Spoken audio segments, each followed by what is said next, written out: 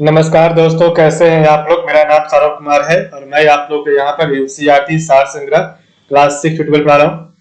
और इस किताब से हम लोग पढ़ने जा रहे हैं पॉलिटी को, भारतीय राज्य व्यवस्था, इंडियन पॉलिटी। तो आज का जो हम चैप्टर पढ़ेंगे वह है आपका चैप्टर नंबर 9।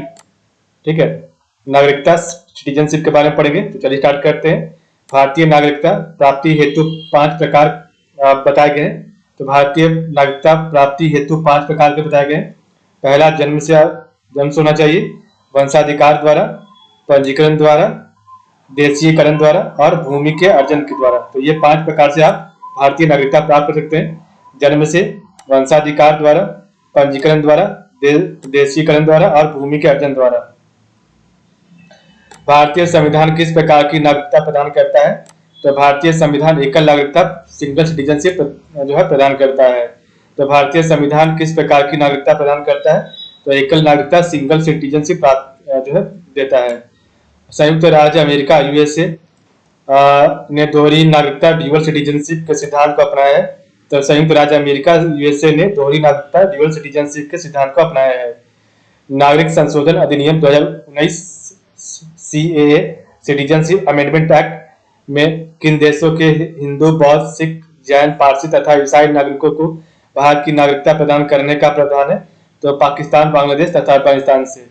तो नागरिक संशोधन अधिनियम 2019 में किन देशों के हिंदू, बौद्ध, सिख, जैन, पारसी तथा ईसाई नागरिकों को भारत की नागरिकता प्रदान करने का प्रावधान है? तो पाकिस्तान, बांग्लादेश तथा अफगानिस्तान। भारतीय नागरिक की नागरिकता किस आधार पर समाप्त हो सकती है? तो भारतीय नागरिक की नागरिकता परित्याग, पर्यावसान तथा वंचना के आधार पर की जा सकती है। तो भारतीय नागरिक की नागरिकता किस आधार पर समाप्त हो सकती है?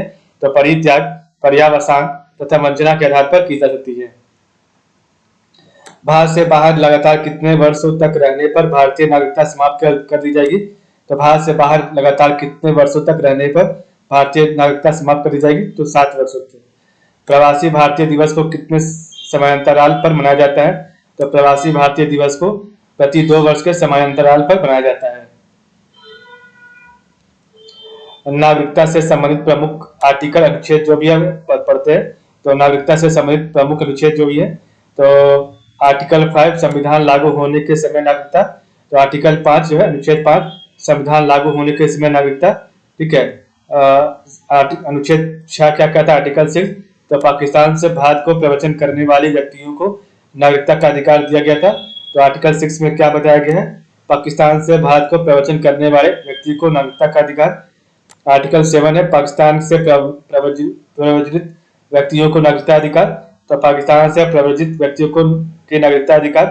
आर्टिकल 8 है, भारतीय मूल के वैसे लोगों को नागरिकता अधिकार जो भारत के बाहर रह रहे हैं। तो भारतीय मूल के वैसे लोग के नागरिकता अधिकार जो भारत के बाहर रह रहे हैं। आर्टिकल 9 अनुच्छेद 9 है, जिस व्यक्ति ने स्वेच्छा से विदेशी नागरिकता प्राप्त कर ली है उसकी भारतीय नागरिकता समाप्त मान ली जाएगी। तो जिस व्यक्ति ने स्वेच्छा से विदेशी नागरिकता प्राप्त कर ली है उसकी भारतीय नागरिकता समाप्त मान ली जाएगी। आर्टिकल 10 अनुच्छेद 10 क्या है? नागरिकता संबंधी अधिकारों की निरंतरता। तो नागरिकता संबंधी अधिकारों की निरंतरता, इसमें कुछ अगर चेंजेस वगैरह तो देखना होगा इसमें करेंगे। और आर्टिकल 11 अनुच्छेद 11 है, संसद द्वारा कानून बनाकर नागरिकता अधिकारों को नियमन करना। तो संसद द्वारा कानून बनाकर नागरिकता अधिकारों को नियमन करना, यह आपका अनुच्छेद 11 में दिया गया है। आर्टिकल 5 है, संविधान लागू होने के समय नागरिकता। आर्टिकल 6 है, पाकिस्तान से भारत को प्रवचन करने वाले व्यक्तियों को नागरिकता का अधिकार। अनुच्छेद 7 है, पाकिस्तान से प्रव्रजित व्यक्तियों को नागरिकता अधिकार। आर्टिकल 8 है, भारतीय मूल के वैसे लोगों को नागरिकता अधिकार जो भारत के बाहर रह रहे हैं। आर्टिकल 9, जिस व्यक्ति ने स्वेच्छा से विदेशी नागरिकता प्राप्त कर ली है उसकी भारतीय नागरिकता समाप्त मान ली जाएगी। आर्टिकल 10 है, नागरिकता संबंधी अधिकारों की निरंतरता। आर्टिकल 11 है, संसद द्वारा कानून बनाकर नागरिकता अधिकारों का नियमन। लक्ष्मीमल सिंघवी समिति किससे संबंधित है? तो लक्ष्मीमल सिंघवी समिति दोहरी नागरिकता, ड्यूअल सिटीजनशिप से संबंधित है। किसी व्यक्ति द्वारा भारतीय बैंकों में धन जमा करके भारत की नागरिकता प्राप्त नहीं की जा सकती। तो किसी व्यक्ति द्वारा भारतीय बैंकों में धन जमा करके भारत की नागरिकता नहीं प्राप्त की जा सकती। भारतीय संविधान में एकल नागरिकता, सिंगल सिटीजनशिप का प्रावधान किस देश से लिया गया? तो ब्रिटेन से लिया गया है। भारतीय मूल के व्यक्ति पीआईओ तो पीपुल ऑफ इंडियन ओरिजिन का कार्ड धारक भारत में नहीं खरीद सकते हैं। तो भारतीय मूल के व्यक्ति का कार्ड धारक भारत में नहीं खरीद सकता है कृषि भूमि के द्वारा। ठीक है, तो भारतीय मूल का व्यक्ति जो है कृषि भूमि जो है नहीं खरीद सकता है। ठीक है, यहाँ पर आपका दिया गया है NRI, PIO और OCI कार्ड धारक में तुलना, तीनों में क्या क्या तुलना है इसको पढ़ते हैं। तो NRI का मतलब होता है non residents of India, PIO होता है भारतीय मूल के व्यक्ति मतलब कि पीपल्स ऑफ इंडियन ओरिजिन, और OCI होता है ओवरसीज सिटीजनशिप ऑफ इंडिया। ठीक है, तो ये आपका तीनों का मतलब होता है। तो NRI अप्रवासी भारतीय, PIO भारतीय मूल के व्यक्ति और OCI विदेशी भारतीय नागरिक। ठीक है, तो इसकी क्या क्या परिभाषा उसको पढ़ते हैं। तो परिभाषा है भारतीय नागरिक को जो साधारणतः भारत के बाहर निवास करता है, भारतीय पासपोर्ट धारक। ठीक है, तो भारतीय नागरिक जो साधारणतः भारत के बाहर निवास करता है, भारतीय पासपोर्ट धारक ठीक है के तहत तो उसे NRI माना जाएगा।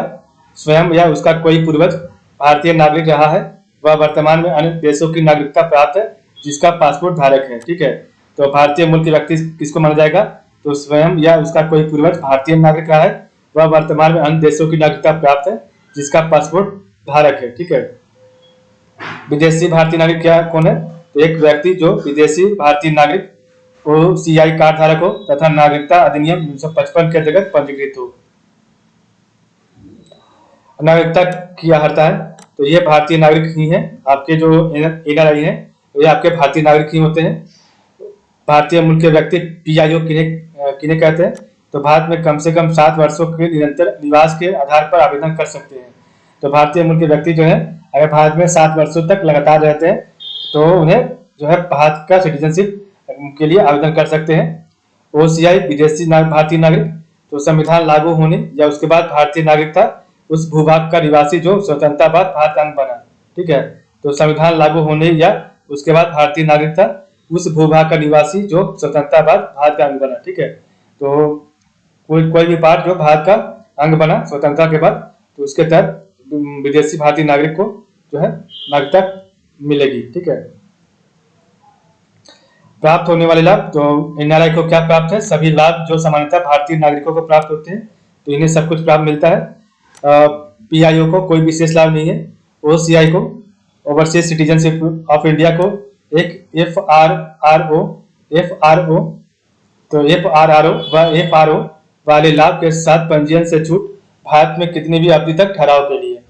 वीजा, इसमें वीजा नहीं लगता है आपका NRI में, PIO में वीजा लगता है और OCI में जीवन भर बिना वीजा आ सकते हैं। ठीक है, तो OCI व्यक्ति जो है ओवरसीज सिटीजनशिप ऑफ इंडिया जो है जीवन भर बिना वीजा कह सकते हैं, और आपके भारतीय मूल के व्यक्ति जो है इनको वीजा के साथ आना पड़ेगा, और अप्रवासी भारतीयों को कोई वीजा नहीं लगता है। ठीक है,